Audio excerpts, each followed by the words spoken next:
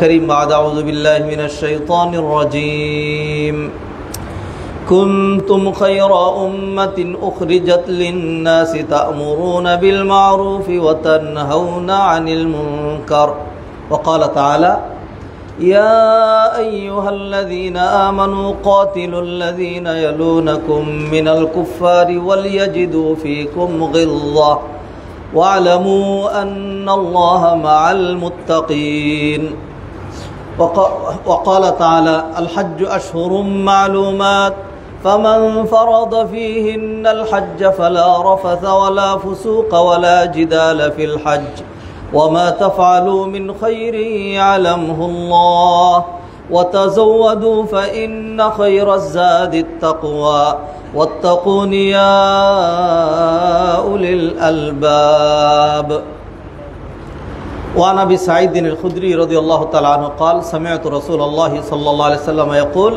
من رأى منكم منكرا فليغيره بيده فإن لم يستطع فبلسانه فإن لم يستطع فبقلبه وذلك أضعف الإيمان رواه مسلم وفي رواية وليس وراء ذلك حبة خردل من الإيمان ويقول النبي صلى الله عليه وسلم أيضا لتأمرون بالمعروف ولا تنهون عن المنكر أو ليوشكن الله أن يبعث عليكم عقابا من عنده ثم لا تدعنه ولا يستجاب لكم وعن أبي هريرة رضي الله تعالى عنه قال قال رسول الله صلى الله عليه وسلم من حج البيت لله فلم يرفث ولم يفسق رجع كيوم ولدته أمه متفق عليه আলহামদুলিল্লাহ হাদিরানে মজলিস সম্মানিত ভাই ও বোনেরা আমরা শাওয়াল মাসের দ্বিতীয় খুতবা দিচ্ছি শাওয়াল মাস one of the most important and ফজিলতপূর্ণ মর্যাদামণ্ডিত এক্সট্রা আমলের একটি মাস শাওয়াল মাস যেই মাসটির প্রথম পরিচয় হলো এটি হজের মাস তিনটি শাওয়াল জিলকাদ জিলহজ এই শাওয়ালের আগে কেউ যদি কোনো দেশ থেকে হজের এহরাম বেঁধে মক্কায় গিয়ে একেবারে ৩-৪ মাস থেকে কষ্ট করে হজ করে আসে তবু তার হজ হবে না যেহেতু তিনি সময়ের আগে এহরাম বেঁধেছেন এই হজের এহরামের সময়ের সূচনা হয় শাওয়ালের চাঁদ উঠলে অতএব শাওয়াল মাসটি এটি হজের মাস দ্বিতীয়ত শাওয়াল মাস রমাদানের প্রতিবেশী মাস রমাদানের অ্যাক্টিভিটিস এবং শাওয়ালের অ্যাক্টিভিটিস সেম অ্যাক্টিভিটিস নবীজি সাল্লাল্লাহু আলাইহি ওয়াসাল্লাম হাদিসে ইরশাদ করলেন মান সামা রমাদান সুম্মা আতবাহু বিসিত্তিন মিন শাওয়াল ফাকান্নামা সামাদ দাহরা কুল্লাহ যে ব্যক্তি রমাদানে সিয়াম পালন করার পর শাওয়াল মাসেও 6টি রোজা রাখে সে যেন যুগ যুগ ধরে রোজা রাখে সুবহানাল্লাহ শাওয়াল মাসে 6টি রোজা এটা যারা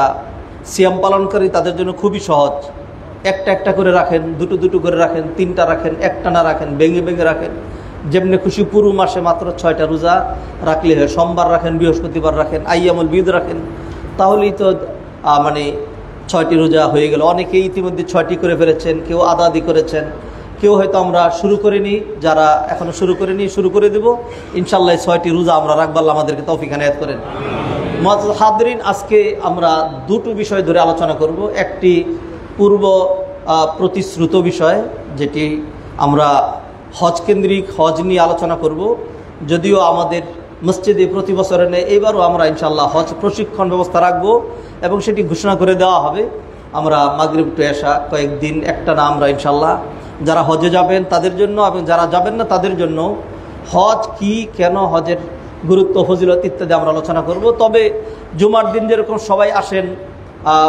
ওই প্রশিক্ষণে হয়তো সবাই আসতে পারবেন না সেই জন্য আমরা হজ নিয়ে জুমাতেও আলোচনা করব আজকে হজ কেন্দ্রিক কিছু আলোচনা আর পাশাপাশি সমসাময়িক প্রেক্ষাপট বিশেষ করে ফিলিস্তিনের যেই বর্তমান ইস্যু আমরা সেটি ধরেও আলোচনা করব ইনশাল্লাহ এই দুটো বিষয়কে আমরা আজকের খুতবায় নিয়ে আসতে চাচ্ছি এক নম্বর যেটি আলোচনা করব সেটি হলো ফিলিস্তিন ইস্যু ফিলিস্তিন আমাদের থেকে বহু দূরে সেখানে মুসলিম ভাইদেরকে নির্মমভাবে অবর্ণনীয়ভাবে যেই হত্যা করা হয়েছে বর্বর হত্যাযজ্ঞ চালানো হচ্ছে এবং ইহুদিরা আমাদেরকে মায়া করবে না দয়া করবে না নির্বিচারে হত্যা করবে এটাই স্বাভাবিক কোরআনে আল্লাহ সুবহানাহু ওয়া তাআলা তাদেরকে চিত্রিত করলেন লাতাজিদান্না আশাদ্দান নাসি আদাওয়াতান লিল্লাযিনা আমানু আল ইয়াহুদ ইমানদারদের জন্য ইহুদি এবং হিন্দুদের চাইতে বড় শত্রু আর কেউ নাই লাতাজিদান্না আশাদ্দান নাসি আদাওয়াতান লিল্লাযিনা আমানু আল ইয়াহুদা ওয়াল্লাযিনা আশরাকু। আর মুশরিকরা যারা শিরিক করে এরা কারা? এরা হলো হিন্দু এবং বৌদ্ধ, এরা হলো বড় শত্রু। আর শত্রু খ্রিস্টানরাও শত্রু, তবে এই দুই দলের তুলনায় তাদের শত্রুতা কম, এটি আল্লাহ বলেছেন। ওয়ালা তাজিদান্না আকরাবাহুম মাওয়াদ্দাতাল লিল্লাযিনা আমানুল্লাযিনা ক্বালু ইন্না নাসারা। যারা বলে আমরা খ্রিস্টান, তাদের শত্রুতা তুলনামূলক কম্পারেটিভলি একটু কম। তা ইহুদিরা শত্রুতা পোষণ করবে, এটি স্বাভাবিক। ইহুদিদের একটা প্ল্যান আছে, প্ল্যান ধরেই তারা এগোচ্ছে। তাদের জীবনে কোথাও রাষ্ট্র ছিল না, তাদের রাষ্ট্র থাকবেও না, এটি স্বাভাবিক। আল্লাহ সুবহানাহু ওয়া তাআলা বলেছেন ওয়াবাউ বিগাদাবিন মিনাল্লাহ, আল্লাহ তাদের উপর আল্লাহর গজব চাপিয়ে দিয়েছেন। এটি নিয়েই তারা ওয়াবাউ বিগাদাবিন মিনাল্লাহি ওয়া দুরিবাত আলাইহিমুল মাসকানা, লাঞ্ছনা তাদের উপর চাপিয়ে দেওয়া হয়েছে। তো এইভাবেই তারা আজীবন, একবার ফ্রান্স তাদেরকে শট দিয়েছে, জার্মানি শট দিয়েছে, আমেরিকা শট দিয়েছে, ব্রিটেন শট দিয়েছে, বিভিন্ন জায়গা থেকে লাথি খেতে ঘুরতে মুসলমানরা বেশি উদারতা দেখাতে গিয়ে তাদের একটা বাসস্থান করে দিয়েছে। এখন উপকারের ঘাড়ে লাথি যেটি হওয়া দরকার সেটি হচ্ছে। তবে নিশ্চিত থাকুন, ইহুদিরা কোনোদিনই তাদের রাষ্ট্র ছিল না, রাষ্ট্র থাকবেও না, তারা এখানে পার্মানেন্ট হতেও পারবে না, এটি স্বাভাবিক। যদিও আমি খুবই দ্ব্যর্থহীন ভাষায়, খুব শক্ত ভাষায় ওই ধরনের ভাইদেরকে খুব সাবধান করে দিচ্ছি, যারা ইনিয়ে বিনিয়ে বিভিন্নভাবে এই মাজলুমদেরকেই দায়ী করছেন, এই ফিলিস্তিনিদেরকে যারা দায়ী করছেন, হামাসদেরকে যারা দায়ী করছেন, এমনি সামনে দায়ী করছেন। আপনি যখন মজলুম, এইখানে জাল এবং মাজলুমের পর্ব, সেখানে যখন আপনি মাজলুমের বিরুদ্ধে শক্ত অবস্থান নেন, আপনার মনের জিদ পারেন না, চিবিয়ে গিলে ফেলবেন, অবস্থা যখন এরকম হয়, তখন অন্যরা, আমরা মনে হয় ভুল বুঝলেও এটা বোঝা হয় যে আপনি মনে হয় ইহুদিদের ফেভারের লোক। হ্যাঁ, মাজলুমের বিরুদ্ধে, এই ইস্যুতে মাজলুমের বিরুদ্ধে কেউ গেলে আপনি যতই সাফাই গাইতে চান আর নিজের সেই আপনি যত বর্ণনা দিতে চান, এই বর্ণনা মানুষ গিলবেও না, বুঝাও যায় না। হ্যাঁ, আল্লাহ আমাদের সবাইকে সহি বুঝ দান করুন। সহি বুঝের নামে যে কত ভুল বুঝের মধ্যে আমরা আছি, হ্যাঁ, আল্লাহ সুবহানাহু ওয়া তাআলা আমাদের সবাইকে হেদায়েত করুন। হাদরানা মজলিস, একেবারে সব সময় মজলুমের ফেভারে আমরা। মজলুম যদি হিন্দু হয় তার ফেভারে, আর জালেম যদি আলেম হয়, জালেম যদি আলেম হয় তার ডিসফেভারে, আলেমের বিপক্ষে। আলেম বুজুর্গ আমার দরকার নাই, আমার দরকার হলো জালেম এবং মজলুম। যদি মজলুম থাকে তাহলে মাজলুমের ফেভারে, সেই মজলুম মুসলিম না হয়ে যদি অমুসলিম হয় তবু আমি তার ফেভারেই দাঁড়াবো। কারণ আল্লাহ সুবহানাহু ওয়া তাআলা মাজলুমের ফেভারে, আল্লাহ সুবহানাহু ওয়া তাআলা মাজলুমের পক্ষে, আল্লাহ সুবহানাহু ওয়া তাআলা জালেমের বিপক্ষে। ইন্নাল্লাহ লা ইয়াজলিমু মিসকালা যাররা, এত শক্তি থাকার পরে আল্লাহ সুবহানাহু ওয়া তাআলা এক যাররা পরিমাণ জুলুম করেন না। আল্লাহ সুবহানাহু ওয়া তাআলা জালেমকে ডিল দেন, আল্লাহ সুবহানাহু ওয়া তাআলা ছেড়ে দেন না। জীবনে কোথাও, ইতিহাসে কোথাও আল্লাহ সুবহানাহু ওয়া তাআলা জালেমকে ছেড়ে দেননি, ধরেছেন। অনেক সময় একটু দেরি হয়েছে। মুসা আলাইহিস সালাতু সালামের সময় কত মানুষকে তারা হত্যা করেছে, অবশেষে আল্লাহ সুবহানাহু ওয়া তাআলা তাদেরকে পাকড়াও করেছেন। মুসলমানরা যেখানে পারেনি, আল্লাহ সুবহানাহু ওয়া তাআলা গায়েবী মদদে মুসলমানদেরকে পার করে দিয়েছেন। আর মুসলমানদের তরবারি তুলতে হয়নি, মারামারি করতে হয়নি, আল্লাহ সুবহানাহু ওয়া তাআলা শরীর সমাধিস্থ করেছেন। ওই সাগরের কাছেই তারা, এখনো তারা সেই সাগরের কাছেই আছে। আল্লাহ সুবহানাহু ওয়া তাআলা পারেন। দেখার বিষয় শুধুমাত্র আমি আর আপনি কি করলাম আর কি করলাম না। প্রশ্ন আপনি করবেন, আমি কি করব, এখান থেকে আমার কি করার আছে? আপনার কিছুই করার নাই। তাহলে আপনি বাহবা দেন, আপনি ইসরায়েলের জন্য দোয়া করেন যে ইহুদিদেরকে আল্লাহ আমাদের বন্ধু বানায় দেখ, আর মাজলুমদেরকে যেভাবে কচু কাটা হচ্ছে আরো কচু কাটা করুক, আপনি এটা করেন। তাহলে আপনি খুব এগিয়ে যাবেন, খুব সহি বলতে আপনি থাকবেন। যখন আপনি ফিলিস্তিনিদেরকে দায়ী করে তাদের ডিসফেভারে আপনি বক্তব্য দেন আর বয়ান চালান, তখন মানে মনে হয় বলতে এটি ইচ্ছা করে যে ইসরায়েল জালেমদেরকে আপনার খুব পছন্দ হয়েছে। আল্লাহ সুবহানাহু ওয়া তাআলা যারা বুঝেন, বুঝলে বুঝেন, না বুঝলে নাই। মুআজ্জাল হাদিরিন মজলিস, মজলুম মানবতার জন্য আমার আপনার কি করণীয়, কি আছে? আল্লাহ সুবহানাহু ওয়া তাআলা কোরআনে কারীম বললেন, আউযু বিল্লাহি মিনাশ শাইতানির রাজীম, কুনতুম খায়রা উম্মাতিন উখরিজাত লিন-নাসি তা'মুরুনা বিল মা'রুফি ওয়া তানহাউনা 'আনিল মুনকার ওয়া তু'মিনুনা বিল্লাহ। কুনতুম খায়রা উম্মাত, তোমরা শ্রেষ্ঠ উম্মত, তোমরা শ্রেষ্ঠ উম্মত। এমনি শ্রেষ্ঠত্ব নয়, উখরিজাত লিন-নাস, তোমাদের your creation is for the benefit of human being, মানবতার কল্যাণে আল্লাহ আমাদেরকে সৃষ্টি করেছেন। মানুষের কল্যাণ সাধন করতে হবে, মানুষের পাশে দাঁড়াতে হবে, মানুষের উপকার করার জন্য, মানুষের ক্ষতি সাধন করার জন্য নয়। মানব কল্যাণ সাধারণত মানব কল্যাণের বহু পথ আছে। আল্লাহ সুবহানাহু ওয়া তাআলা এখানে দুটো পথ আমাদেরকে বলে দিলেন। সেই দুটো পথ কি? তা'মুরুনা বিল মারুফ ওয়া তানহাউনা আনিল মুনকার, সৎ কাজের আদেশ করবে, সৎ কাজের আদেশ করবে একটি, ভালো কাজের কথা মানুষকে বলতে থাকা, ওয়া তানহাউনা আনিল মুনকার, আর অন্যায় গর্হিত কাজ, অশ্লীল, বেহায়াপনা, জুলুম, নির্যাতন, আস্ফালন, খুন, খারাপি, বর্বরতা, জেনোসাইড, এইগুলোর বিরুদ্ধে তুমি সিংহের মতো গর্জে দাঁড়াবে। এটা হলো কল্যাণের দ্বিতীয় আরেকটি পথ। মাজলুমের পক্ষে, জালেমের বিপক্ষে। নবীজি আরেকটা হাদিসে বললেন, উনসুর আখাকা যালিমান আও মাজলুমান, তুমি তোমার ভাইকে সাহায্য করবে উভয় অবস্থায়, জালেম হলেও সাহায্য করবে, আর যদি মাজলুম হয় তবুও সাহায্য করবে। সাহাবায়ে কেরাম বললেন, ইয়া রাসূলুল্লাহ, হাযা আখি আনসুরুহু মাজলুমান ফাকাইফা আনসুরুহু যালিমান। ও আল্লাহর রাসূল, আমি আমার ভাইকে মাজলুম হলে সাহায্য করবো, এটা তো বুঝলাম, জালেমকে কেমনে সাহায্য করব? তখন নবীজি সাল্লাল্লাহু আলাইহি সাল্লাম বললেন যে তুমি মাজলুমের ফেভারে দাঁড়াবে, আর জালেমের জুলুমের যে কালো হাতটা সেটাকে গুড়িয়ে দিবে, ভেঙে দিবে, তাকে ঠেকিয়ে দিবে। এইটাই হলো জালেমের জন্য সহযোগিতা। সেই সহযোগিতা কিভাবে করা যায়? কাছাকাছি হলে, সাধ্যের ভিতরে হলে, শক্তির ভিতরে হলে, স্বদেশে হলে, নিজের বাড়িতে হলে, নিজের এলাকায় হলে, নিজের গ্রামে হলে, নিজের সোসাইটিতে হলে, নিজের দেশে হলে একরকম, আর যদি দূরে হয়, অন্যত্র হয়, তাহলে আরেক রকম। তাহলে সেই ক্ষেত্রে কি আমার আপনার সৎ কাজের আদেশের, অন্যায়ের বিরুদ্ধে কোনো সীমা রেখা, পদ্ধতিগত কোনো পার্থক্য আছে নাকি নাই দেখি। কোরআন সুন্নাহয় কি বলা হয়েছে? কোরআন সুন্নাহ নিশ্চয়ই এই ধরনের গাইড থাকার কথা। এমন নয় যে আমাদেরকে একটা অন্ধকারের মধ্যে নবীজি সাল্লাল্লাহু আলাইহি ওয়াসাল্লাম ছেড়ে দিয়ে চলে গেলেন।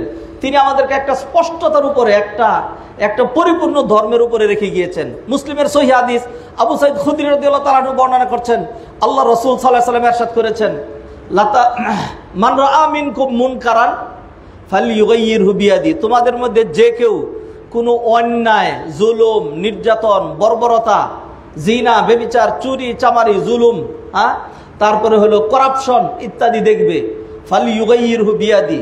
ফালইয়ুগাইয়িরহু, এই যে ফালইয়ুগাইয়িরহু, এটা আমরের সিগা। তার উপর ওয়াজিব, তার উপর ফরজ হলো শক্তি প্রয়োগ করে এটাকে পরিবর্তন করে দেওয়া, শক্তি প্রয়োগ করে এটাকে চেঞ্জ করে দেওয়া। তো শক্তি কেমনে প্রয়োগ করবেন? যারা জুলুম করে, জুলুম কারা করে? যে নাকি ফকির সে জুলুম করে, নাকি যে ধনী সে জুলুম করে? যে দুর্বল সে জুলুম করে, নাকি যে সবল সে জুলুম করে? যার কিছু নাই সে করে, নাকি যার অনেক কিছু আছে সে করে? জুলুম তো সবসময় যারা জালেম, যাদের ক্ষমতা আছে, যাদের বাড়ি আছে, যাদের গাড়ি আছে, যাদের সম্পদ আছে, তারাই তো জুলুম করে। তো সেই জুলুমকে প্রতিরোধ করার জন্য আপনার শক্তি লাগবে। যদি আপনার সমপরিমাণ শক্তি থাকে, তাহলে তো সে আপনার উপর জুলুম করার সাহসই পাবে না, সাহসই পাবে না। ধরেন একটা প্রাইভেট গাড়ি, এই একটা গভর্নমেন্টকে মানে উপযুক্ত শিক্ষা দিয়ে দিবে বাড়ি বাইরা, তার সাথে লাগাই দিয়ে, এটা তো প্রাইভেট কার সাহসই করবে না, সে পিছায়া থাকবে। কিন্তু গভর্নমেন্ট হলো প্রাইভেটের সাথে লাগাই দিতে সে চিন্তা করবে না যে লাগলে আমার কি হবে, আমার কিছুই হবে না, তোমারটা চলে যাবে। তো যার জোর, যার মুলুক, তার এইটাই তো স্বাভাবিক। তো সেই জন্য সবসময় আপনার শক্তি সামর্থ্য থাকবে না, তাইলে চুপ করে বসে থাকেন, তাইলে অন্যায়ের বিরুদ্ধে কিছুই বলেন না, আপনি নাহিয়ানির মুনকার কইরেন না। নবীজি কি এমনই বলেছেন? নাকি এরপরেও নাহিয়ানির মুনকার করা লাগবে, একভাবে না পারলে আরেকভাবে করা লাগবে? নবীজি কি বললেন এবার আপনি দেখেন। নবীজি সাল্লাল্লাহু আলাইহি ওয়াসাল্লাম বললেন, মান রাআ মিনকুম মুনকারান ফালইয়ুগাইয়িরহু বিয়াদিহি ফাইন লাম ইস্তাতি' ফাবিলিসানিহি, যদি শক্তি সামর্থ্য না থাকে তাহলে জবান ব্যবহার করে, ভাষার মাধ্যমে, খুতবার মাধ্যমে, লিখনির মাধ্যমে, প্রটেস্টের মাধ্যমে, স্লোগানের মাধ্যমে, জবানের আওয়াজ তুলে তুমি সেটার প্রতিবাদ করবা। বাধা দিতে হবে তোমাকে, মুখ দিয়ে বলতে হবে। মুখ দিয়ে বলে কিভাবে? ধরেন আমার ছোট ভাই উল্টাপাল্টা করে, একটা অন্যায় করলো, ঠাস করে একটা চল লাগাই দিতে পারবো, অথবা ধমক দেবো, দেখ সাবধান, এরপরে যদি আমার দাঁত কিন্তু ফেলে দেবো। এটা জবান ব্যবহার। প্রতিবেশী একজন উল্টা পাল্লা করে যে আপনাকে সাবধান করে দিলাম, এই কাজ কিন্তু করা চলবে না, এবার করলে এখানে থাকতে পারবেন না, আপনি জবান দিয়ে শাসিয়ে দিলাম, এটা করার। তো এখন যদি এটা আমার সীমা রেখা আমার সাধ্যের ভিতরে হয় তাইলে এইভাবে, আর যদি আমার সাধ্যের বাইরে 7 সমুদ্র 13 নদীর ওই পারে হয় তাহলে চুপ করে বসে থাকবো, আর কিছুই করার নেই। হ্যাঁ, অনেক বলে যে আমার এখানে করেছে, এটা করলে লাভটা কি হবে? লাভটা কি হবে? সব লাভ আপনি করাই গন্ডা হাতে কেন বুঝা পাইতে চান? কোনো কিছু আল্লাহর কাছে ছাড়বেন না। হ্যাঁ, কিছু তো আল্লাহর কাছে ছাড়তে হবে, বিধিবিধান আল্লাহটা মেনে নিতে হবে, রেজাল্টটা আল্লাহর পক্ষ থেকে আসবে। কি করণীয় আছে? নবীজি সাল্লাল্লাহু আলাইহি ওয়াসাল্লাম অন্যায়ের প্রতিরোধ 3 পন্থা দেখাইলেন, শক্তি প্রয়োগ করে। শক্তি না থাকলে জবান দিয়ে, জবানেও যদি বলার মতো, বললেও সর্বনাশ, বলাই যাচ্ছে না, মুখটা খুললি জানটা চলে যাবে, তখন খালি জান দিয়ে দিতে হবে না, আপনি অন্তর দিয়ে ঘৃণা করবেন। অন্তর দিয়ে ঘৃণা করা কাকে বলে? খালি মনে মনে কোনো রকম ঘৃণা করলাম, এটা ঘৃণা করা মানে হলো কোনোভাবেই এই ধরনের খারাপ মানুষের সাথে কোনো রকম দূরতম সম্পর্ক থাকবে না, তার ছায়াটাও পড়াবো না, তাকে তার দিকে তাকাবো না, তাকে সালাম দেওয়া তো দূরের কথা, সে সালাম দিলে সালাম নেবও না, তার সাথে কোনো রকম সম্পর্কই থাকবে না। এইটাই তো হলো অন্তর দিয়ে ঘৃণা করার অর্থ, কোনোভাবেই তার সাথে সম্পর্ক থাকবে না। তাহলে নবীজি সাল্লাল্লাহু আলাইহি ওয়াসাল্লাম অন্যায়ের বিরুদ্ধে সোচ্চার হওয়ার 3টা স্টেজ বর্ণনা করে আমাদেরকে জানিয়ে দিলেন যে অন্যায়ের বিরুদ্ধে তোমাকে সোচ্চার হতেই হবে। তুমি শুধু সালাত সিয়াম নিয়ে বসে থাকবে, তোমার ঈমান থাকবে না। অন্যায়ের বিরুদ্ধে যদি তোমার ভূমিকা না থাকে তাহলে তোমার ঈমান নাই। এটা তো শুধুমাত্র তাকওয়া পরহেজগারির কথা বলা হয় নাই, ঈমানের কথা বলা হয়েছে। অন্তর দিয়েও কেউ যদি ঘৃণা না করে তাহলে নবীজি বললেন ওয়াযালিকা আযআফুল ঈমান, এটা হলো একদম দুর্বলতম ঈমানের পরিচয়। কোনটা? অন্তর দিয়ে ঘৃণা করা, এটা হলো দুর্বলতম। আর আরেক বর্ণনা বলা দেওয়া হয়েছে ওয়ালাইসা ওয়ারাআ যালিকা হাব্বাতু খারদালিন মিনাল ঈমান, আর কেউ যদি অন্তর দিয়েও ঘৃণা না করে তাহলে এরপরে সে নামাজ রোজা করলেও বুঝতে হবে তার কলবের ভিতরে 1 সরষে পরিমাণ ঈমানও নাই। এটা তো নবীজি বলছেন, এটা তো আমি বলি নাই।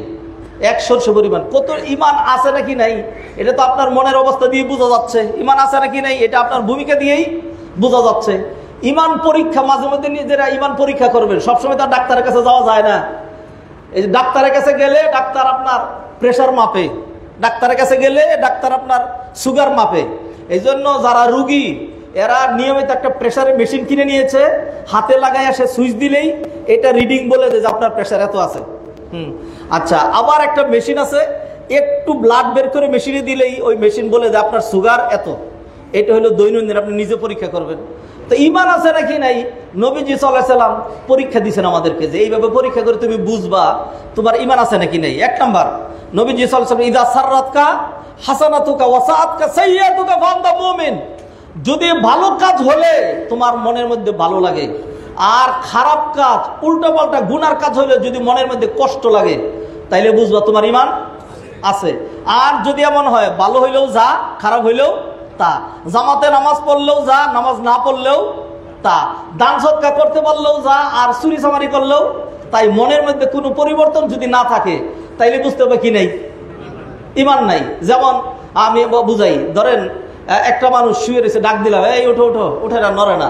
তো এখন যদি টকবগে ফুটন্ত চায়ের পানি তার গায়ের মধ্যে ঢেলে দেওয়া হয়, হ্যাঁ, তাইলে সজাগ না পাইলে কিন্তু লাফ দিয়ে উঠবে। লাফ দিয়ে উঠে কিছু বুঝুক না বুঝুক, যত গুম কাজাই হোক। অথবা যদি ধরেন মনে করেন একটা ছুরি, ধারালো ছুরি এরকম শরীরে ঢুকাই দেওয়া হয়, কতটুকু 1 ইঞ্চি ঢুকাই দিলেন, হ্যাঁ, নড়ে চড়ে উঠবে স্বাভাবিক কথাই। প্রচন্ড ঠান্ডা পানি দেন, অথবা গলার চিপ দিয়ে ধরেন, অথবা গরম পানি ঢেলে দেন, অথবা ছুরি ঢুকাই দেন, নড়াচড়া করবে। আরেকটা লোক দেখা গেল যে মানে ছুরি 1 ইঞ্চি না 3 ইঞ্চি ঢুকাইছে তাও নড়ে না, গরম পানি দিয়ে শরীরের চামড়া উঠে যাচ্ছে তবু নড়ে না, ঠান্ডা পানি দিলেও নড়ে না, কোনোভাবেই নড়েই না। তাইলে লোকের কি নাই, আত্মা নেই। সহজভাবে বুঝে গেছে তার আত্মা নাই। হ্যাঁ, তাইলে আপনার যদি খারাপ হইলেও চুলকানি না লাগে, আর ভালো হলেও হাসি না লাগে, খুশি না লাগে, কিছুই লাগে না। ভালোতেও মন খুশি হয় না, খারাপে মন খুশি হয় না। মন এতই এমন মন যে আরে বাবারে, ভালো ভালো লাগে না, খারাপও খারাপ লাগে না, কিছুই লাগে না। তাইলে সহজে আপনি বুঝে নেন আপনার কি নাই, ঈমান নাই। ঈমান থাকলে আপনার কাছে খারাপটা কি লাগতো, খারাপ লাগতো। একটা পরীক্ষা। 2 নম্বর পরীক্ষা নবীজি সাল্লাল্লাহু আলাইহি ওয়াসাল্লাম এই পরীক্ষাটা দিলেন, তোমার ঈমান আছে নাকি নাই, ঈমানের লেভেল কোনটা, তুমি কি ফার্স্ট ক্লাস ঈমানদার নাকি সেকেন্ড ক্লাস নাকি থার্ড ক্লাস নাকি ফেল ডিভিশনে পাস, এটা তুমি পরীক্ষা করবা। ফেল ডিভিশনে পাস, হ্যাঁ, ডিভিশন কয়টা হয়, ক্লাস 10 হলো এফ ডিভিশনে পাস করছে, সেটা কি অন্তর দিয়েও ঘৃণা করে নাই, তাহলে এফ ডিভিশনের ঈমানদার। মুআজ্জাজ হাদিরিন, সেই জন্য অন্যায় যে কোনো রকম, এটাকে নবীজি হাদিসে ব্যবহার করেছেন মুনকার শব্দ, কোরআনে আল্লাহ মুনকার ব্যবহার করেছেন। আল্লাহ বলছেন ওয়ালতাকুম মিনকুম উম্মাতুন ইয়াদউনা ইলাল খাইরি ওয়া ইয়া'মুরুনা বিল মা'রুফি ওয়া ইয়ানহাউনা আনিল মুনকার, তোমাদের মধ্যে এমন একটা গ্রুপ থাকতেই হবে যারা অন্যায়ের বিরুদ্ধে আমর বিল মা'রুফ, সৎ কাজের আদেশ করবে, নাহি আনিল মুনকার, অন্যায়ের বিরুদ্ধে সিংহের মতো গর্জে উঠবে। এইভাবে যদি মানুষ গর্জে উঠতে থাকে, অন্যায়ের প্রতিবাদ করতে থাকে, হয় না হয় না হয় না হয় না, এর মধ্যে হয়ে যায়। মানুষ জিতে যায় জিতে যায় জিতে যায়, জিততে জিততে জিততে জিততে ঠকে যায়। মানুষ ঠকে যায় ঠকে যায়, ঠকে ঠকে ঠকে, জিতে না জিতে না, ঠকতে ঠকতেই জিতে যায়। হ্যাঁ, এটা তো আল্লাহ সুবহানাহু ওয়া তাআলার একটা বিষয় তো আছে, তিলকাল আইয়ামু নুদাউবিলুহা বাইনান নাস, এই উত্থান পতন, জয় পরাজয়, একদলকে উঠায় দেয় আরেক দলকে। হ্যাঁ, আল্লাহ সুবহানাহু ওয়া তাআলা বলেন ওয়ানুরিদু আন্না মুন্না আলাল্লাযিনা ইসতুদঈফু, যারা খুব দুর্বল আমি আল্লাহ প্ল্যান নিয়েছি যে তাদেরকে ক্ষমতাসীন করব, তাদের হাতে সবকিছু দিব। ওয়ানাজআলাহুমুল ওয়ারিসিন, আমি তাদেরকে ওয়ারিস বানায় দিব। আর যারা খুব সবল ছিল আমি তাদেরকে শেষ করে দেব। আমার আল্লাহ প্ল্যান ছিল এটা, আল্লাহ সুবহানাহু ওয়া তাআলা সেটা বাস্তবায়ন করে দিলেন। আমার ভাইয়েরা, তাহলে এই যে বর্তমানে যে ফিলিস্তিন ইস্যু, সেখানে আমার আপনার করণীয় কি? এক নাম্বার, শক্তি প্রয়োগ করার মতো অবস্থা আমাদের নাই। দুই নাম্বার, জবান ব্যবহার, খুতবাতেও বলতে পারবো না, ফিলিস্তিনিদের পক্ষে বলতে পারবো না, ইহুদিদের বিপক্ষে বলতে পারবো না। হ্যাঁ হ্যাঁ, যদি এরকম হয় যে ওইখানে দাঁড়াই ফিলিস্তিনিদেরকে প্রথমেই ধিক্কার, ফিলিস্তিনিদেরকে যে চলে আসে, বুঝলাম না কোন আকীদার কারণে আসে, কি কারণে সে এত বেশি, হয়তো 2 লাইন বেশি বুঝেন, আর নাহলে কিছুই ঘুরা নিমে বুঝেন না। হ্যাঁ, মাঝামাঝি বুঝেন না, মাঝামাঝি বুঝেন। একেবারে মুসলমানরা সারাক্ষণ যদি শুধুমাত্র একবারে নিচের দিকেই তাকায় থাকে, কিচ্ছু যদি না বলে, ইহুদিরা তাদের যে প্ল্যান, সেই প্ল্যান তারা দিন দিন বাস্তবায়ন করতে থাকবে। তাদের সেই প্ল্যানের মধ্যে সৌদি আরবের বিশাল একটা অংশ, তাবুক সহ আরো এলাকা দখল করে তাদের প্ল্যান আছে। হ্যাঁ, তাদের যে আরবিতে বলে প্রটোকলাত, তাদের যে প্রটোকল, সেটা আপনি পড়ে দেখেন। তাদের প্রটোকলের মধ্যে এটা আরো বহু আগের থেকে তাদের প্ল্যান করা, এইভাবে তারা ফিলিস্তিন দখল করে নেবে, এইভাবে দখল করে নেবে। আর ওই যে বেনিয়ার জাত যেগুলো, ওরা তো এদেরকে এখানে বসাইছে এই জন্য যে এই এক উসিলায় পুরা তেলের উপরে তাদের কব্জা থাকবে, মুসলমান জাতিদেরকে এইভাবে এই বিস্ফোরা দিয়ে তাদেরকে শায়েস্তা করে রাখবে যে সৌদি আরব মাথা তুলবা না, কুয়েত মাথা তুলবা না, তুললে কিন্তু অবস্থা এরকম করে দেব, পরে পরে বা গোলাম হয়ে থাকবে। এটা হলো তাদের টার্গেট। আমার আপনার করণীয় কি? শক্তি প্রয়োগ করতে পারলাম না, সেই জন্য আফসোস করা দরকার, দুঃখ প্রকাশ করা দরকার, চোখের পানি ফেলা দরকার। আরে এতই দুর্বল আমার মুসলিম ভাইদেরকে এইভাবে নির্লজ্জভাবে হত্যা করা হলো। হ্যাঁ, এক একটা হত্যার চিত্র যদি দেখেন, জীবন্ত মানুষগুলোকে এরকম মানে গুহার মধ্যে, গর্তের মধ্যে ফেলে দিয়ে উপরে মাটি চাপা দেওয়া হচ্ছে, অথবা একটা গুলি করে দেওয়া হচ্ছে সমানে রাস্তায়, ছোট ছোট বাচ্চাদেরকে। আরো যদি দেখেন মানুষকে পলিথিন দিয়ে পেঁচে, কষ্ট দিয়ে পেঁচে, হ্যাঁ, জীবন্ত মানুষটাকে উল্টা করে লটকিয়ে রেখেছে, শ্বাসও টানতে পারতেছে না, মরেও নাই। এটা এখন দাফড়াইতে দাফড়াইতে যতক্ষণ থাকে ততক্ষণ থাকবে, এরপরে মরে যাচ্ছে। তা কত রকম বর্বর চিত্র, এগুলি আবার ভিডিও করে তারা ছাড়ে, দেখ এইভাবে কিন্তু মারবো, সোজা হয়ে যা। হ্যাঁ, এরকম তারা করছে, তো এর বিরুদ্ধে কিছু বলতেও পারবো না। হ্যাঁ, ইমানের একেবারে মনের জিতটাও, ধরেন একজন আমাকে মেরেই চলে যাচ্ছে, এখন আমি একটু সুযোগ পেলাম তারা কামড় দিয়ে ধরার। হ্যাঁ, এখন কামড় দিলে সে কেউ বেদ্যব কামড় দিচ্ছে লিগা, তাই সেই জন্য আমি ভালো মানুষ, কামড় দিলাম না, আমি তো বেদ্যব। কি ভালো মানুষ? হ্যাঁ, আমি কি আমার ন্যূনতম যে কামড় দিয়ে ধরছি তোরে ছাড়বো না, আমি মরবো, কিন্তু তোর একটা কামড় দিয়ে দিব।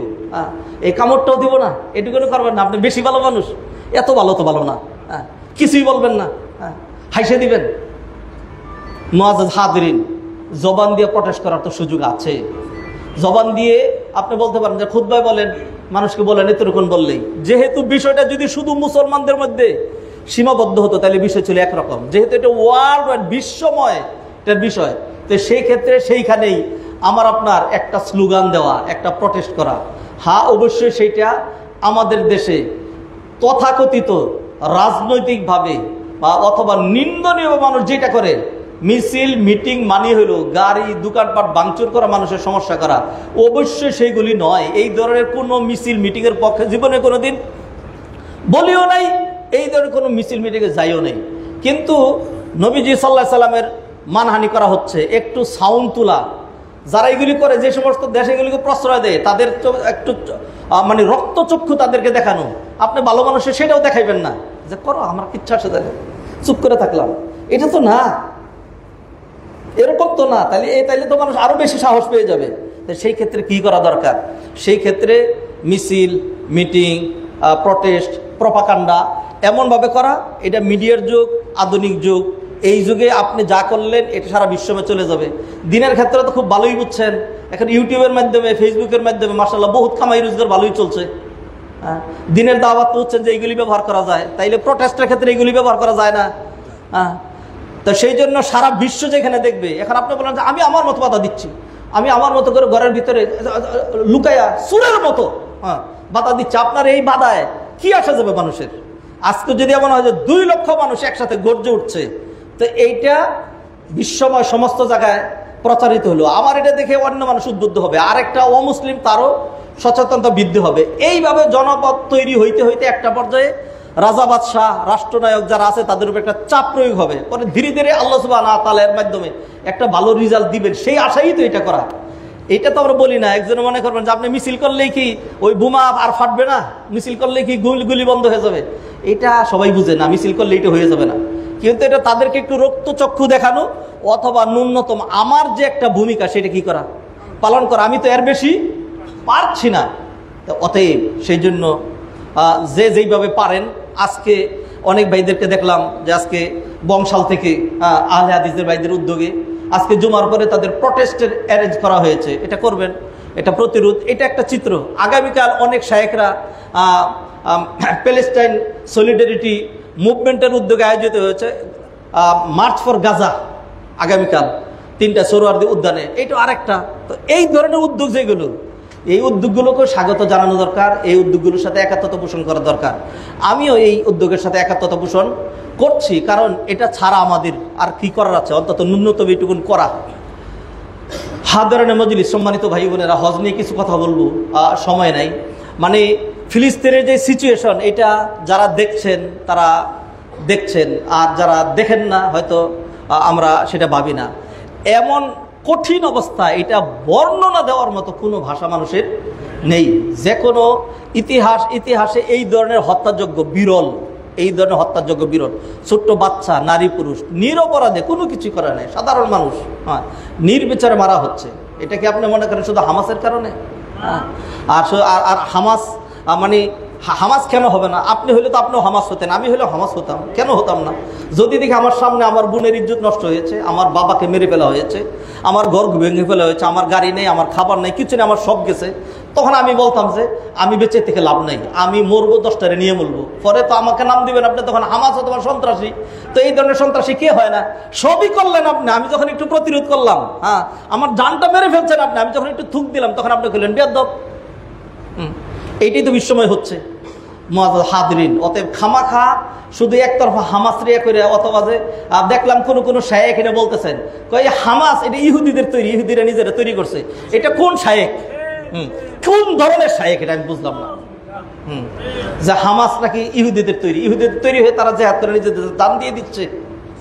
একটা মানুষ খামাখা জান দিয়ে দেয়। এই ফালতু কথাবার্তা বললেন না। শায়েখ হলে শায়েখের মতো কথা বলবেন, ফালতু কথা বলবেন না। হাদারানে মজলিস, সম্মানিত ভাই বোনেরা, অতএব আসুন, কিছুই যদি না পারেন, আমি 5টা কাজ দিচ্ছি আপনাদেরকে, 5টা কাজ করেন।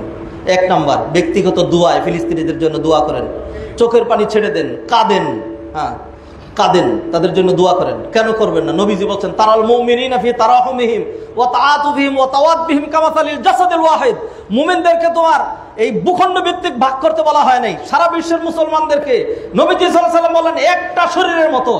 শরীরের একটা অংশ হলো পা, আরেকটা অংশ হলো হাত, আরেকটা অংশ হলো মাথা, আরেকটা হলো পেট পিঠ। অতএব এই বিশ্ব মুসলমানদের একটা অংশের নাম হলো ফিলিস্তিন, আরেকটা অংশের নাম সৌদি আরব, আরেকটা অংশের নাম পাকিস্তান, আরেকটা ইন্দোনেশিয়া, আরেকটা বাংলাদেশ। এইভাবে আল্লাহ সুবহানাহু ওয়া তাআলা দিয়েছেন। তবে এটা পুরোটা একটা শরীর। ইদাস্তাকা মিনহু, একটা অঙ্গে যখন ব্যথা লাগে সারা শরীর তার সাথে একাত্মতা পোষণ করে। অতএব ফিলিস্তিনের জন্য যদি আপনার একাত্মতা না আসে, মায়ে না লাগে, তাইলে বুঝতে হবে যে আপনি প্যারালাইজড। আপনি প্যারালাইজড, আপনার ঈমান নাই, আপনার প্রাণ নাই, আপনার কিছুই নাই। যদি থাকতো তাহলে তো আপনি হুঙ্কার দিতেন।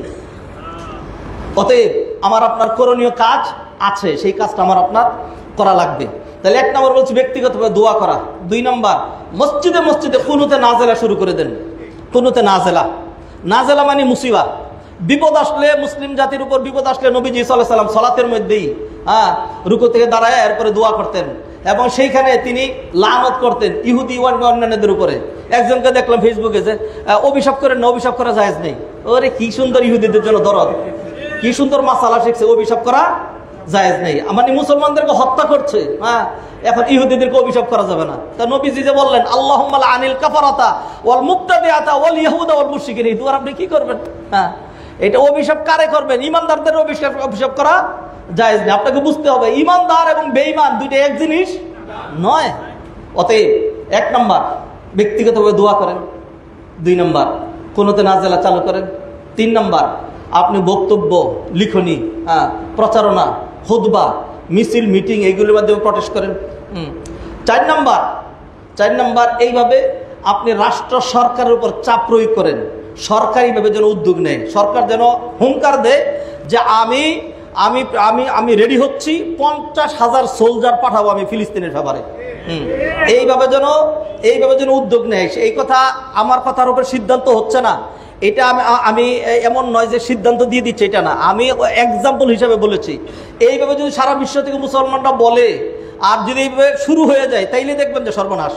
কারণ 57টা মুসলিম কান্ট্রি, এতগুলি মুসলমান যদি একদিকে চলে যায়, আপনি কি মনে করেন বিশ্বের অর্ধেক মুসলিম কান্ট্রি তাদের ফেভারে চলে আসবে না? অবশ্যই চলে আসবে।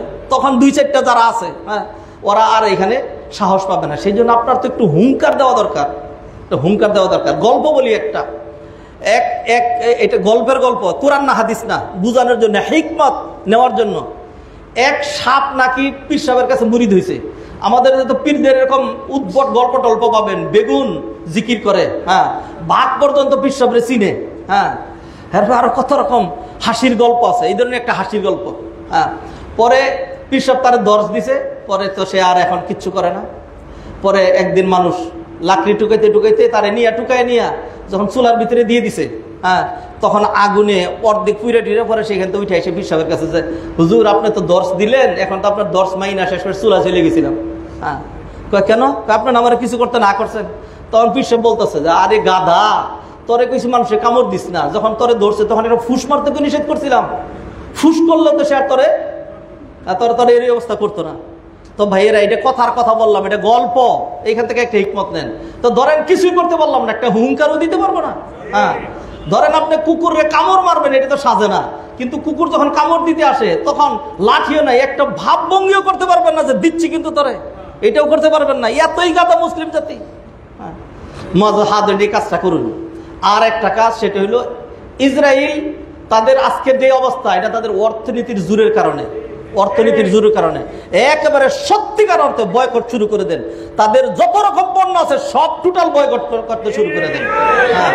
এইভাবে যদি বয়কট করি তাহলে দেখবেন নিশ্চয়ই তাদের অর্থনীতির উপর একটা আঘাত আসবে। পরে ধীরে ধীরে দেখবেন আস্তে আস্তে সোজা হবে। তো সেই জন্য হোক না হোক, কিছুই হইল না, ধরেন ফিলিস্তিনের ভাগ্যে যা থাকার তাই হয়েই গেল, কিছুই হইল না। তো সেই জন্য আমি তো আমার যে অবস্থা সেটা তো ব্যক্ত করব। আল্লাহ সুবহানাহু ওয়া তাআলা কোরআনে বলেন, আউযু বিল্লাহি মিনাশ শাইতানির রাজীম, ওয়া আল্লাইসা লিল ইনসানি ইল্লা মা সাআ ওয়া আন্না সা'য়াহু সাওফা ইউরা সুম্মা ইউজজাহুল জাযাআল আওফা। মানুষ শুধু চেষ্টাই করতে পারে, আল্লাহ তার চেষ্টাটা দেখবেন। অতএব আমি আর আপনি কি করলাম সেটাই মূল প্রতিপাদ্য বিষয়। অতএব যে যেইভাবে পারেন মাজলুমদের ফেভারে দাঁড়ান, জালেমদের বিপক্ষে দাঁড়ান। যতভাবে মনে করেন ইহুদি আপনার আপন হবে না, যত করেন অন্যের শত্রুতার কারণে আপনি যদি এখন কোনোভাবে ইনিয়ে ইসরায়েলের পক্ষেই চলে গেলেন, অথবা আপনি বলেন যে না সর্বনাশ, আপনি বুঝেন না ইসরায়েলের পক্ষে আমরা না, ইহুদিদের পক্ষে কে যায়, খামাখা এটা কথা। বুঝছি আপনি ইহুদির পক্ষের, সেই কথা আমি বলি না, কিন্তু যখন আপনি মজলুম মানবতার বিরুদ্ধে বর্তমান ফিলিস্তিন যারা একেবারে সাধারণ মানুষ, এদের বিপক্ষে যখন আপনি ভূমিকা নিলেন, তখন কি বোঝা গেল আপনি ইসরায়েলের পক্ষের। আল্লাহ সুবহানাহু ওয়া তাআলা আমাদেরকে এই ধরনের ভ্রান্ত ভূমিকা না নেওয়ার তৌফিক এনায়েত করেন। সম্মানিত ভাই বোনেরা, যারা নাকি সমস্যাগ্রস্ত, যারা পীড়িত, যারা মাজলুম, তাদেরকে সহযোগিতা করা, তাদের পাশে দাঁড়ানো, এইটাই দিন। নবীজি সাল্লাল্লাহু আলাইহি সাল্লাম যেই দিন দিয়ে গিয়েছেন তার মধ্যে ডাইরেক্ট ইবাদত খুব কম, ডাইরেক্ট ইবাদত খুব কম, বরং ইনডাইরেক্ট ইবাদত যেগুলি মানুষের সহযোগিতা করা, তারপর হলো কোরআন সুন্নাহ মতো ব্যবসা বাণিজ্য করা, এই ধরনের যেগুলি সেগুলোই বেশি। নবীজি সাল্লাল্লাহু আলাইহি সাল্লামের মানুষের সহযোগিতা করা এগুলি ইবাদত, বরং কোনো কোনো ক্ষেত্রে ইবাদত বড় ইবাদত।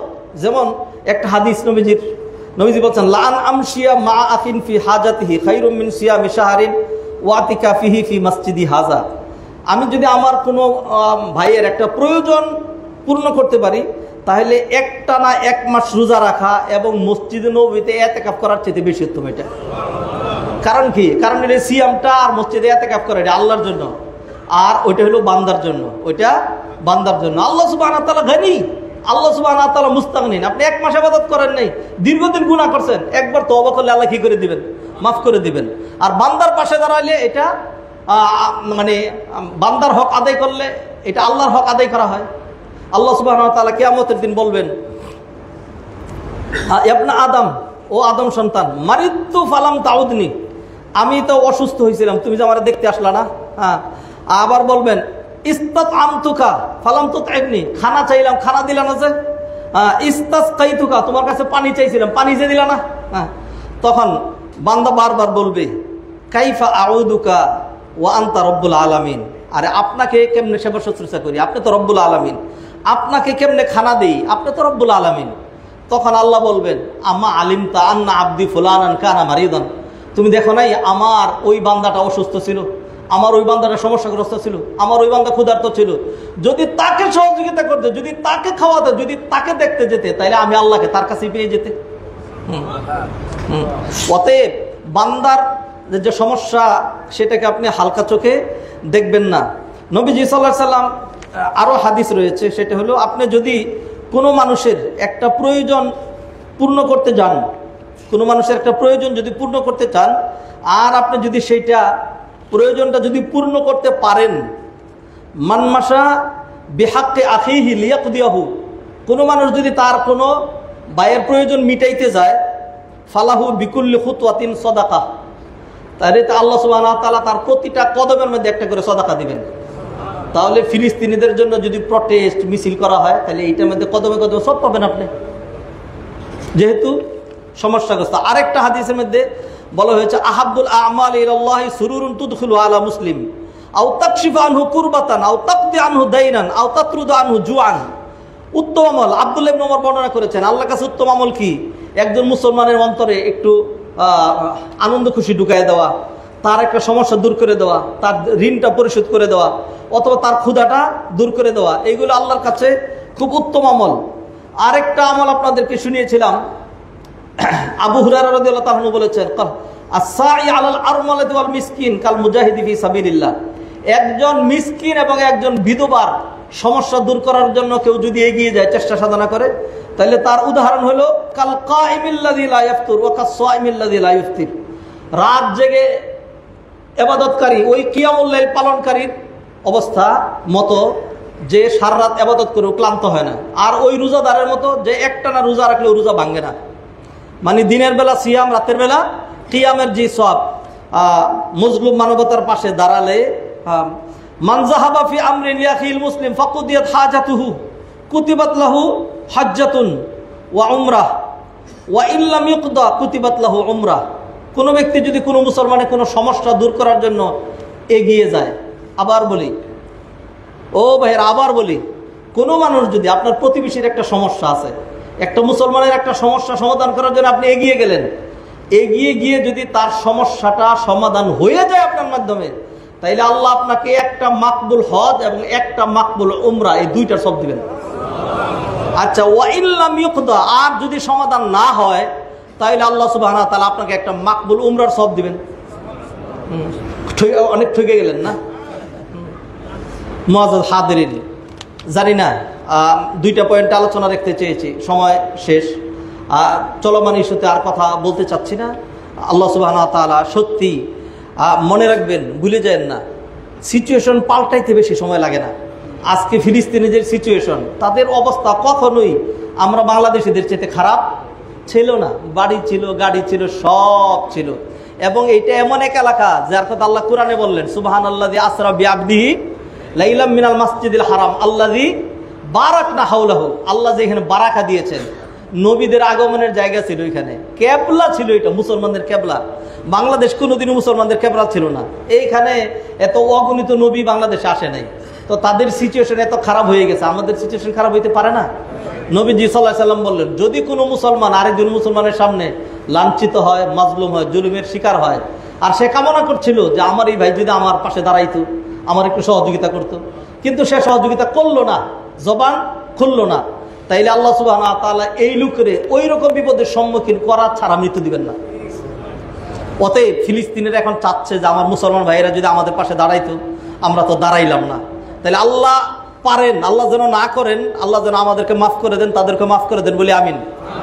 তা আল্লাহ এমন সিচুয়েশন করে দিতে পারেন যে আমাদের অবস্থা তাদের চেয়ে কঠিন হইল, তখন ইন্দোনেশিয়া, মালয়েশিয়া, তারপরে আরবরা কেউ এগিয়ে আসতো না, আমরা খালি মারাই গেলাম, পালানোর তো জায়গা নাই, কোনো দিকে নেই। তাহলে ঝাঁপায় সবচেয়ে বেটার হলো সাগরে ঝাঁপায় মরা, কারণ বাকি তিন দিকে তো যাওয়ার কোনো সুযোগ নাই। আল্লাহ সুবহানাহু ওয়া তাআলার কাছে ক্ষমা চাই। আল্লাহুম্মা ইন্না নাসআলুকাল আফওয়া ওয়াল আফিয়াতা ফি দীনিনা ওয়া দুনিয়ানা ইয়া হাইয়্যু ইয়া কাইয়্যুম বিরহমাতিকা নাস্তাগীথু ইয়া যাল জালালি ওয়াল ইকরাম আসলিহ লানা শা'নানা কুল্লা ওয়া লা তাকিলনা ইলা আনফুসিনা তারফাতা আইন ওয়া নুফাউযিদু উমুরানা ইলাল্লাহ ইন্নাল্লাহা বাসীরুম বিল ইবাদ। হাদিরানের মজলিস দোয়া করছে আল্লাহ সুবহানাহু ওয়া তাআলা ফিলিস্তিনি ভাইদেরকে মাফ করে দেন, যারা চলে গেছেন তারা যেন সত্যি শাহাদাতের মর্যাদা পান, আর যারা আহত, যারা অসুস্থ, যারা সমস্যাগ্রস্ত, যাদের বাড়ি হারালো, যাদের মা হারালো, যাদের বাবা হারালো, যাদের ভাই হারালো, যারা সন্তান হারালো, যারা স্বামী হারালো, আল্লাহ সুবহানাহু ওয়া তাআলা তাদেরকে যেন সাহায্য করেন। আমাদের কাছে এর চেয়ে বেশি ভাষা নাই। আর দোয়া করছে আল্লাহ কোনো রকম মায়া নেই, আল্লাহ ইহুদি জাতির গলায় আল্লাহ আপনি এই মুহূর্তে লাআনতের মালা পরিয়ে দেন। আল্লাহ ইহুদি জাতিদেরকে আপনি চিরদিনের জন্য লাঞ্ছিত, ধ্বংস এবং আপনার গজবের মালা দিয়া আল্লাহ এই মুহূর্তে তাদেরকে পাকড়াও করেন। আয় আল্লাহ কোনোভাবে ইহুদি কাফেরদের জন্য আমাদের কলবে এক জাররা পরিমাণ দরদ রাখেন না। আমাদের জন্য ইহুদি এবং হিন্দুদের অন্তরে এক জাররা পরিমাণ দরদ নাই, অতএব আমাদের অন্তরেও তাদের জন্য দরদ থাকবে না। আল্লাহ আমাদেরকে শিখিয়েছেন, কাতিলুল্লাযীনা ইয়ালুনাকুম মিনাল কুফফার ওয়াল ইয়াজিদু ফীকুম গিলজা, তোমরা তোমাদের পাশের যে কাফেররা আছে তাদের বিরুদ্ধে এমন ভাবে গর্জে উঠবে, জিহাদ করবে, ওয়াল ইয়াজিদু ফীকুম গিলজা, আর তারা তাকিয়ে যেন দেখে তোমার চোখটা লাল হয়ে আছে, আর তারা যেন তাকিয়ে দেখে যে তুমি সিংহর মতো গর্জন করছো, দেখে যেন তারা ভয় পায়। এরকম মুমিনকে আল্লাহ সুবহানাহু ওয়া তাআলা এমন একটা চিত্র ধারণ করতে বলেছেন। সূরা ফাতহের শেষে আল্লাহ মুমিনের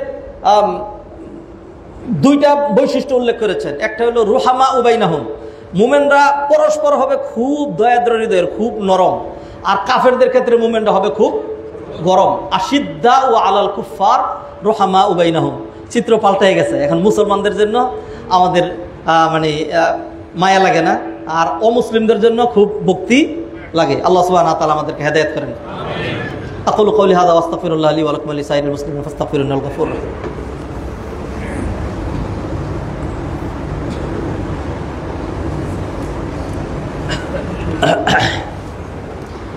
আলহামদুলিল্লাহি হামদান কাসীরা ওয়া সাব্বিহুহু বুকরাতান ওয়া আসীলা ওয়া উসাল্লি ওয়া উসাল্লিমু আলা সাইয়্যিদিল মুরসালিন ওয়া আলা আলিহি ওয়া সাহবিহি আজমাইন। সম্মানিত ভাই ও বোনেরা, শাওয়াল মাস এটা হজের মাস। আমাদের অনেকেই হজে যাবেন। হজ অত্যন্ত মর্যাদামণ্ডিত এক ইবাদত। হজ করলে একজন মানুষ নিষ্পাপ হয়ে দেশে ফিরে আসেন। আমাদের দেশ থেকে প্রতি বছরই অন্তত লাখখানিক মানুষ হজ করতে যান, এবং আমাদের জ্ঞাতিগোষ্ঠী ভাই বেরাদর যারা বাহিরে আছেন সেখান থেকেও যারা হজ করেন, এবং যারা সৌদি আরব এবং আশেপাশের দেশে আছেন তারা সহ প্রতি বছর অন্তত ৩-৪ লাখ বাংলাদেশি হজ করেন। তো 3-4 লাখ বাংলাদেশি যদি হজ করেন আর তারা নিষ্পাপ হন, 3-4 লাখের 3-4 লাখ ফ্যামিলি আছে, প্রতিটা ফ্যামিলিতে 5 জন করে সদস্য আছে। যারা হজ করেন তারা বড় লোক, শিল্পপতি, পুঁজিপতি, তাদের একটা সমাজে একটা পাওয়ার আছে, তাহলে সমাজটা অনেক সুন্দর হওয়ার কথা ছিল। কিন্তু আমরা দেখছি আমাদের সমাজ ভালোর দিকে যাচ্ছে না। ভালো উদ্যোগ কেউ নিলে সেইখানে এর বিরোধিতা যারা করে তাদের সংখ্যাই বেশি। বহুত মানুষ সারাক্ষণ এই চিন্তায় আছে, সর্বনাশ, বাংলাদেশ তো ভালোর দিকে চলে যাচ্ছে, করাপশন বন্ধ হয়ে যাচ্ছে, স্থিতিশীলতা চলে আসছে, আর বাংলাদেশের অর্থনীতি ভালো হয়ে যাচ্ছে, সামাজিকতা ভালো হয়ে যাচ্ছে। এটা চায় না কারা? এটা 1 নম্বর চায় না হলো ইন্ডিয়া। এটা 1 নম্বরে চায় না। এরপর হলে ইন্ডিয়ার পুষ্যপুত্র যারা আছে তারা চায় না। হ্যাঁ, তারা চায় না, এটা সহ্য হয় না তাদের, যে এই দেশ ভালো হয়ে যাবে। এটা খুবই খারাপ লাগে। এই শ্রেণীর এক ধরনের মানুষ রয়ে গেছে।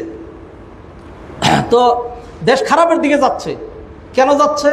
কারণ হলো যে এই যে আমরা হজ করে যারা ভালো হয়ে আসার কথা, ভালো হয়ে আসি না। কেন আসি না? কারণ হলো আমাদের হজটা যেমন হওয়া দরকার তেমন হয় না। সেই জন্য খালি টাকা হয়েছে আর হজে চলে যাবেন, লাভ দিয়ে হজে চলে গেলেন, হজ করে চলে আসলেন, এরপর আল্লাহ আর হাজি সাহেব হয়ে গেলেন, হলো না। আপনার হজ হওয়ার জন্য আপনাকে হজ শিখতে হবে, হজ জানতে হবে। হজ শিখতে হবে, হজ জানতে হবে। হজ দৈনন্দিন ইবাদতের নাম না। দৈনন্দিন নামাজ আদায় করি, যেখানে মানুষ ভুল করে ধাক্কা খায় সেখান থেকে মানুষ শিখে। তো হজ তো করতে যাই নাই, ভুলও হয় নাই, শিখিও নাই। হ্যাঁ, প্রতি বছর মানুষ সিয়াম পালন করে, কিছু না কিছু মাসালা জানে। প্রতি বছর জাকাত দেয়, কিছু মাসালা মানুষ জানে। জীবনে একবার হজ, সেই জন্য মানুষ জানে না। আর হজ দেশে বসে করা যায় না, যাইতে হয় না আরেক দেশে। মাল্টি কালচারে মানুষ একসাথে হয়, প্রচুর ভুলভ্রান্তি হয়। হজের লক্ষ্য, উদ্দেশ্য, হজের পদ্ধতি, হজের ধরন কিছুই বুঝে না, কিছুই জানে না। এমনি গেলেও হজ করে চলে আসলো, ফলে হজ হয় না। সেই জন্য যারাই যাচ্ছেন, আপনি যাচ্ছেন, আপনার আত্মীয় যাচ্ছে, আল্লাহর হস্তে বলছি, হজ শিখুন। হজ শিখে, হজ বুঝে তারপরে হজ করুন। হালিয়াস্তাউল্লাযীনা ইয়ালামুন ওয়াল্লাযীনা লা ইয়ালামুন। যারা জানে আর যারা জানে না, তারা কি এক সমান? অবশ্যই না। সেই জন্য জেনে বুঝে হজ করেন। একটা হজ যদি কবুল হয়ে যায় আর আপনি যদি সত্যি হাজি হয়ে যান, তাহলে আপনি ঠিক হবেন, আপনার পরিবার ঠিক হবে, আপনার একটা কি বলে যে একটা প্রভাব সমাজের মধ্যে, সোসাইটির মধ্যে কাজ করবে। এইভাবে প্রতি বছর যদি আমরা 2-3 লাখ মানুষ ভালো হয়ে বাংলাদেশে ভালো জিনিসটা নিয়ে আসি, তাহলে এটা এর সুফল ভোগ করবে আমাদের পুরো জাতি। তো সেই জন্য হজটা শিখতে হবে, হজ জানতে হবে। আমরা আমাদের মসজিদে ইনশাল্লাহ হজের ট্রেনিং ঘোষণা করব, ইনশাল্লাহ আপনারা আসবেন। আর সর্বোপরি হজের ক্ষেত্রে মৌলিকভাবে যেটি জানতে হবে সেটি হলো, হজ কোনো ডিগ্রি কামাই করার ইবাদত না। হজ হলো অর্থনৈতিক এবং শারীরিক এমন ইবাদত যেখানে আপনার বরাদ্দ থাকবে 10 লক্ষ টাকা আল্লাহর জন্য খরচ করলেন, আর বরাদ্দ থাকবে যে এই 10 লক্ষ টাকা খরচ করে 10 লক্ষ টাকার কষ্ট করতে গেলাম। 10 লক্ষ টাকা ধরে আগুনে পুড়াই দিলাম অথবা জলে বাসায় দিলাম, এর বিনিময়ে আমি কোনো রকম বেনিফিট চাই না। এরকম মানসিকতা যদি কারো থাকে তাহলে হজে যায়েন, আর নাহলে খামাখা হজে যায়েন না। কেউ যদি ধৈর্য এবং সবর না থাকে তাহলে হজে যাওয়ার কোনো প্রয়োজন নেই। এমন এমন কঠিন সিচুয়েশনের সম্মুখীন হবেন যেখানে ধৈর্যে কুলায় না, আর তখন বলবেন তখন আপনি ঝগড়া শুরু করে দিবেন, অথবা রাগ দেখাবেন, অথবা নিজের পাওয়ার দেখাবেন, অথবা বলবেন আমাকে চিনেন, আমি কে, দেশে গেলে দেখাই দেবেন, মক্কা দিকে কিছু বললাম না, যা বলার তো বইলেই ফেলছেন। হাদিরানে মজলিস সম্মানিত ভাই বোনেরা, সেই জন্য হজ ট্রেনিংয়ে আসেন, হজ শিখেন। আমরা ইনশাল্লাহ জুমাতে হজ নিয়ে আলোচনা করব। আজকে হজের উপর আলোচনা করার ওয়াদা দেওয়া ছিল, সেই জন্য অল্প একটু আলোচনা দিয়ে শুরু করলাম। সময় আমাকে ওয়ার্নিং দিচ্ছে, ইনশাল্লাহ আগামী সপ্তাহগুলোতে আমরা হজ নিয়ে কথা বলবো। হজের গুরুত্ব, হজের ফজিলত, হজের পদ্ধতি, হজের ধরন, তারপরে হজের ফরজ, হজের ওয়াজিব, হজের সুন্নত, হজের মুস্তাহাব, এহরাম অবস্থায় নিষিদ্ধ কাজ, তারপরে মক্কা মদিনার মান মর্যাদা, সেখানে গেলে আমাকে আপনাকে কিভাবে চলতে হবে, কিভাবে কাজ করলে হজ কবুল হবে, মাবরুর হজের জন্য করণীয় কাজগুলো, এগুলো আমাদের অনেক কিছুই জানা দরকার। আল্লাহ সুবহানাহু ওয়া তাআলা আমাদেরকে জানার তৌফিক এনায়েত করেন।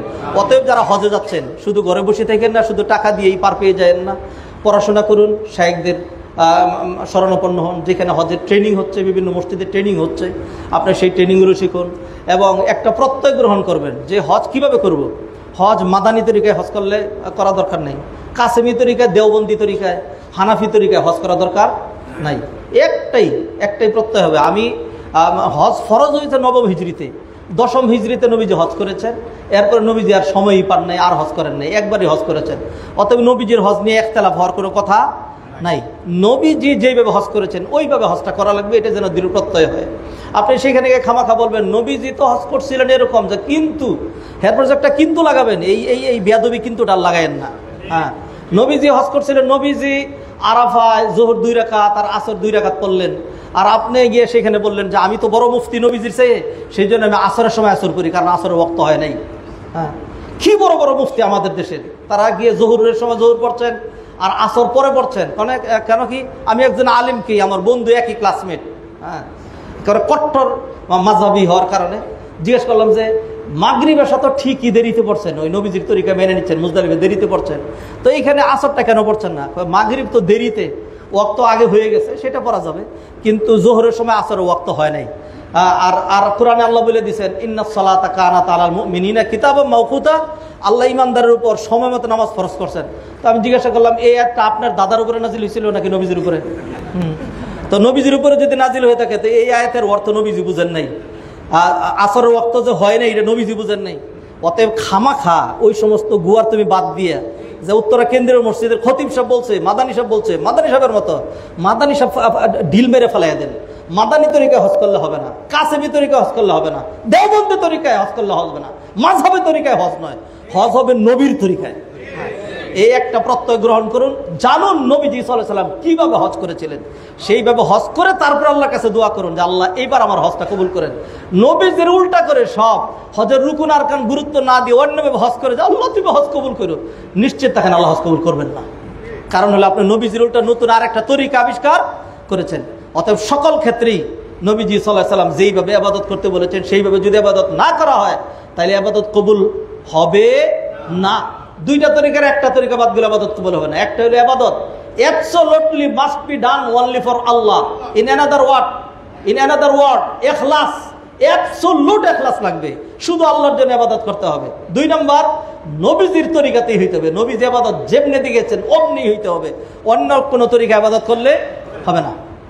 সাল্লু আলা নবিয়িল বাশির فإن الله سبحانه وتعالى أمرنا بالصلاة والتسليم على النبي صلى الله عليه وسلم فقال إن الله وملائكته يصلون على النبي يا أيها الذين آمنوا صلوا عليه وسلموا تسليما اللهم صل على محمد وعلى آل محمد كما صليت وسلمت وباركت على سيدنا إبراهيم وعلى آل سيدنا إبراهيم إنك حميد مجيد وارض اللهم عن الخلفاء الراشدين أبي بكر وعمر وعثمان وعن علي رضوان الله تعالى عليهم أجمعين وعنا معهم بكرمك وجودك وإحسانك يا أرحم الراحمين اللهم أعز الإسلام والمسلمين وأذل الشرك والمشركين والكفر والكافرين ودمر أعداءك أعداء الدين واجعل بلدنا بنغلاديش وبلدان جميع المسلمين آمنا مطمئنا رخاء سخاء يا رب العالمين